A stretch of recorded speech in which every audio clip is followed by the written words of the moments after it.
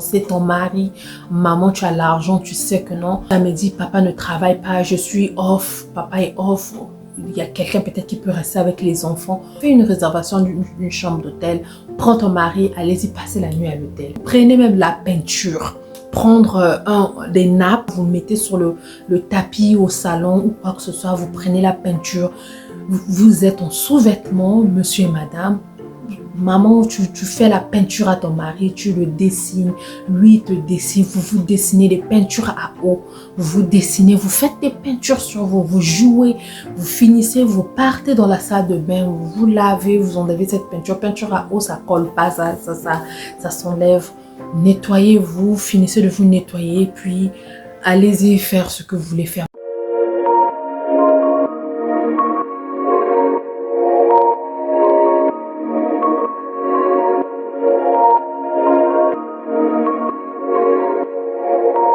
Salut la famille, bonjour et bienvenue à tout le monde, mon nom est Bélia. J'espère que vous allez bien, moi ça va bien par la grâce de Dieu. Aujourd'hui nous allons parler des 6 clés qui vont te permettre à réussir ton mariage. Je vais faire une petite vidéo très rapide, je ne vais pas développer ces clés-là. Ces clés-là sont tellement vastes. Je pouvais faire une clé, un sujet, une vidéo, mais je vais d'abord parler en général, puis plus tard, par la grâce de Dieu, je pourrais venir développer un sujet après un autre. Donc, je vais vous donner 6 clés qui vont peut-être vous aider à avoir un mariage durable. Tu es dans un mariage, tu es dans une relation et tout. Ce n'est pas toujours facile. Ce n'est pas toujours facile avec nos différences, avec nos comportements, avec nos familles, avec l'environnement, la société et tout. Il y a beaucoup de choses qui se passent vraiment qui affectent souvent notre relation. Donc, aujourd'hui, nous allons chercher à parler de 6 clés. Mon nom est Bélia. Si c'est ta première fois, tu es le bienvenu, tu y es la bienvenue. Ce n'est pas le cas, bienvenue à toi ou à combat. Dans notre chaîne, nous parlons idées de business, expérience personnelle en tant que mère, femme mariée, conseils pour mariage, conseils pour les mariés. Tu es dans une relation, tu es marié, tu es dans une fiançailles. Dans cette chaîne, il y a beaucoup de vidéos pour t'aider dans ce chemin-là. Moi, je suis mariée, mais j'ai pas peut-être eu la chance d'avoir tous sortes de conseils que je suis en train de vous partager dans la chaîne. C'est au fur et à mesure, année après année, dans mon mariage que j'ai découvert certaines choses, que j'ai eu à avoir des struggles. C'est j'ai eu à avoir des difficultés sur certaines choses. Qu'aujourd'hui je viens peut-être vous partager cela pour que peut-être là où moi j'ai eu des difficultés, que vous n'ayez pas les mêmes difficultés. Sans aller plus loin, nous allons aller sur la première clé sur cette vidéo. La première clé dont nous allons parler aujourd'hui, c'est de ne pas se voiler la face. Ne pas se voiler la face dans quel sens? Quand les choses ne marchent pas, ne cherche pas à gommer ça. Nous les Africaines souvent, avec nos cultures et tout, souvent tu vois le mari en train de faire certaines choses ou la femme en train de faire certaines choses, surtout nous les femmes, on essaie un peu d'embrouiller seulement, de bloquer, de cacher, oh non. Il y a des choses que toi tu trouves que ça ne va pas dans le mariage. Souvent on a l'habitude de cacher, on n'a pas l'habitude de dire aussitôt. Mais quand on ne le dit pas aussitôt, c'est ce que j'ai remarqué. Quand on ne le dit pas aussitôt, demain, cela nous prête préjudice. Cela nous emmène des problèmes. On a après des difficultés à affronter certaines choses parce que quoi? Nous avons raté le début de notre relation. Nous avons raté de rectifier certaines choses quand cela ne marchait pas. Donc ne te voile pas la face. Quand tu vois qu'il y a quelque chose qui ne marche pas, je préfère que vous vous en parlez, que tu sors la chose. Parle-la mais poliment, affronte ta personne. Que ce soit l'homme, que ce soit la femme, affronte ta personne et parle-la poliment, nicely. Poliment. Ne voile pas la face, dis-le, sors-le. La deuxième chose dont je veux dire aujourd'hui, la clé pour réussir ta relation, ton mariage, c'est la communication efficace. Je veux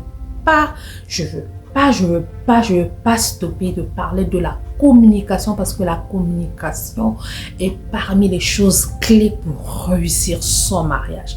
La communication, pas une communication comme ça, mais une communication efficace. J'ai fait une vidéo dont j'ai parlé des clés pour vous aider à améliorer votre communication. Donc, quand on vient parler dans la communication, je vais essayer de mettre la vidéo en bas de la description. Que je me rappelle, je vais vraiment faire le mieux de mettre ça dans la description.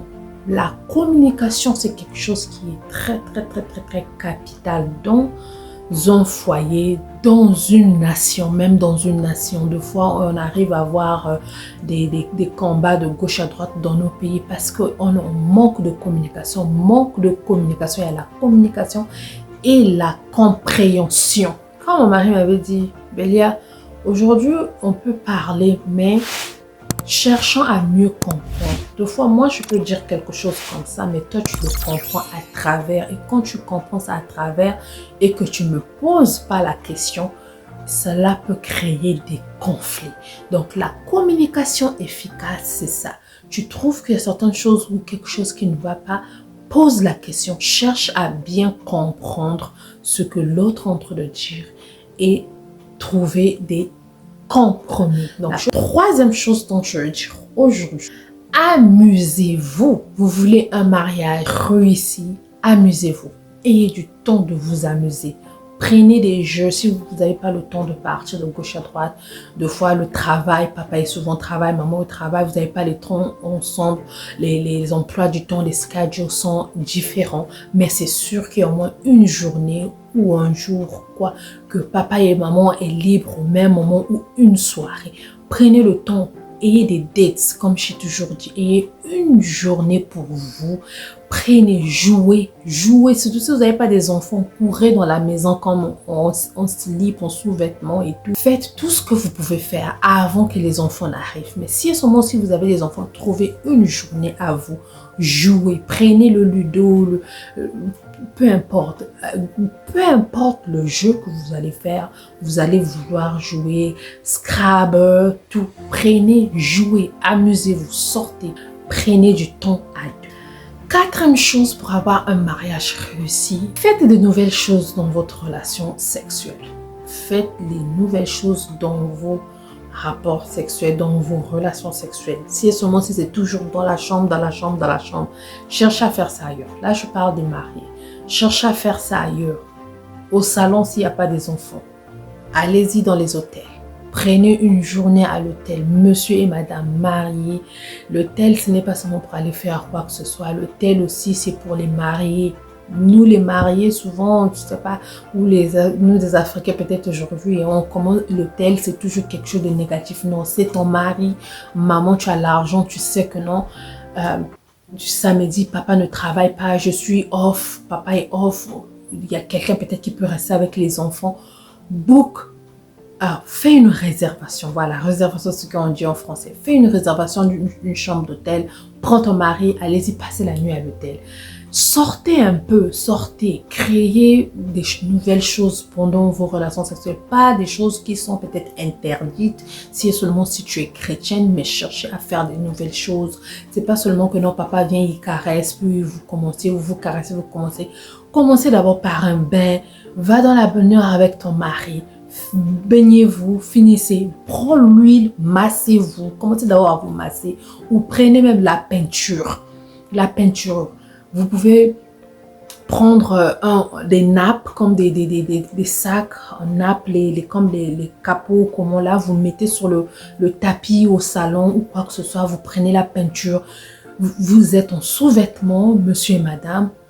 Maman, tu fais la peinture à ton mari, tu le dessines, lui il te dessine, vous dessinez des peintures à eau, vous dessinez, vous faites des peintures sur vous, vous jouez, vous finissez, vous partez dans la salle de bain, vous lavez, vous enlevez cette peinture à eau, ça colle pas, ça s'enlève, nettoyez-vous, finissez de vous nettoyer, puis allez-y faire ce que vous voulez faire, mais faites des nouvelles choses dans vos relations sexuelles. Des nouvelles choses, c'est pas seulement de faire des trucs, pas les voir appropriés ou non, ou faire des choses qui non.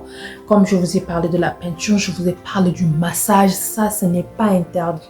Tu peux masser ton mari, à la fin, ma papa aussi te masse. Vous prenez une journée pour vous. cela fait du bien. Cinquième chose que je veux dire aujourd'hui, c'est de vous créer des nouveaux souvenirs. Construisez des nouveaux souvenirs.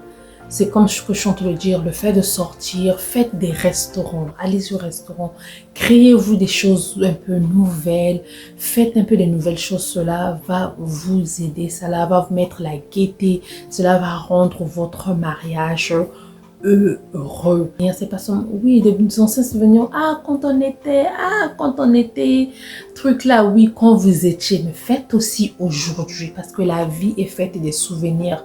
La vie est faite des souvenirs. Faites-vous des nouveaux souvenirs. La dernière chose dont je voulais parler aujourd'hui, c'est de prier à deux. Prier à deux, ça fait partie des réussites du mariage. Si seulement si papa y prie, maman prie, il y aura certaines choses que vous allez éviter de faire par la crainte de Dieu.